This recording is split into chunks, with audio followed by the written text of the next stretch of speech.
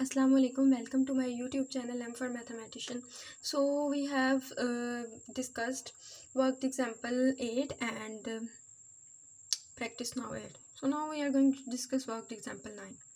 In a particular year वो बता रहे हैं कि मिस्टर ली ने जो है वो basically gross annual income $84,000 earn की है। अब इसमें जो रिलीफ था वो इन चीज़ों पे personal relief, wife relief, child relief, than CPF, than donation, इस अमाउंट पे जो है वो रिलीफ दिया गया था। एंड अब क्योंकि यहाँ पे बताया गया कि मिस्टर ली के 3 चिल्ड्रंस थे, तो हर चिल्ड्रन के लिए 4,000 है। तो यहाँ पर हम क्या कर लेंगे 3 इंटू 4,000, या फिर हम 4,000 को 3 टाइम्स ऐड कर लेंगे। और इसके बाद वो कहता है कि यहाँ पर जो है फर्स्ट 40,000 पे $550 जो है वो टैक्स होगा, देन 7%, बाकी जो बचता है उस पर 7% टैक्स अप्लाई होगा।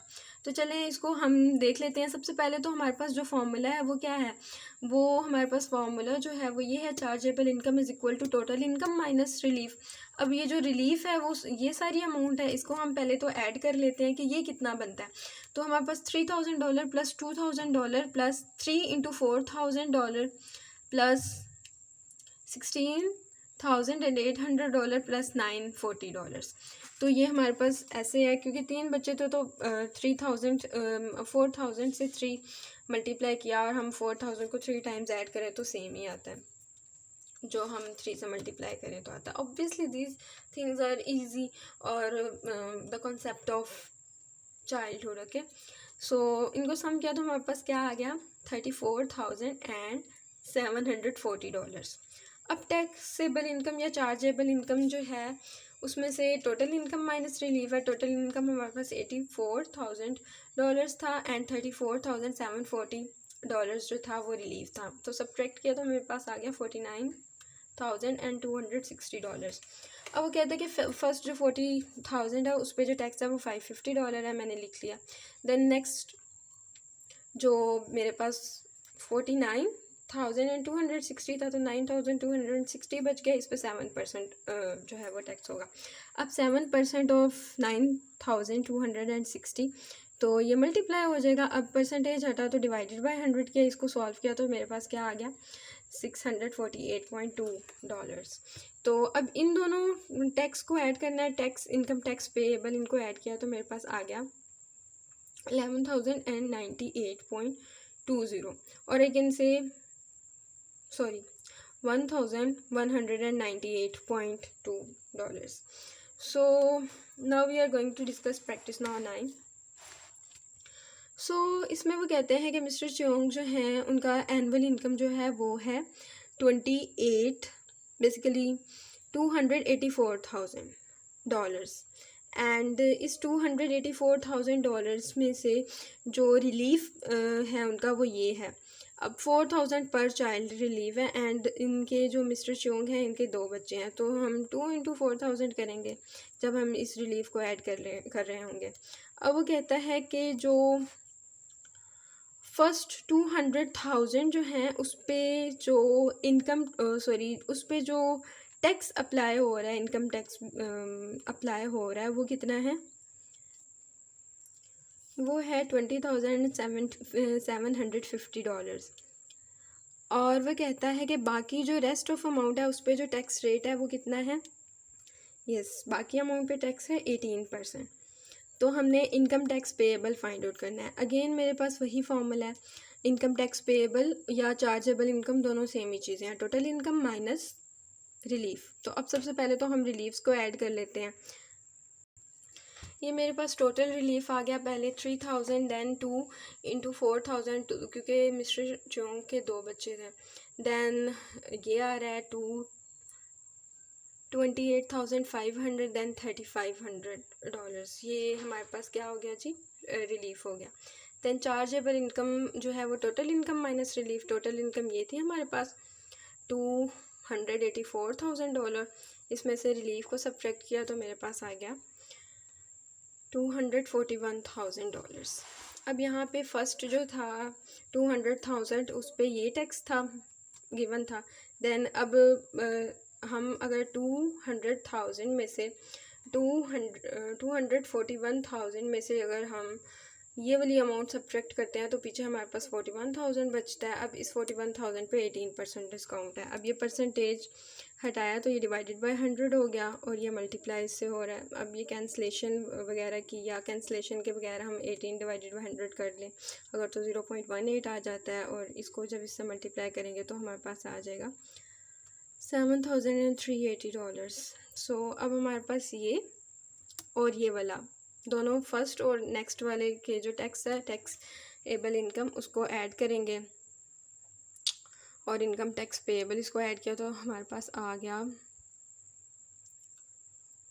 ये है $28,130। So this is about practice now 9। Okay, next topic है मेरे पास commission. Commission is a payment an agent receive for selling or buying something on behalf of an other party. Okay, it is usually given as a percentage of cost price. अब basically commission की बात करें तो हमारे पास real estate और या फिर property के बिजनेस में या किसी भी बिजनेस में हमारे पास जो थर्ड पार्टी को या एन अदर पार्टी को जो दरमियान में इंटरेक्शन करवा रहा होता है, जो बेसिकली किसी भी चीज़ को सेल करने में या बाय करने में वो इंटरेक्शन एक पर्सन करवा रहा होता है, वो बेसिकली उसको जो अमाउंट दी जाती है उसके इस काम के लिए उसे कमीशन कहते हैं।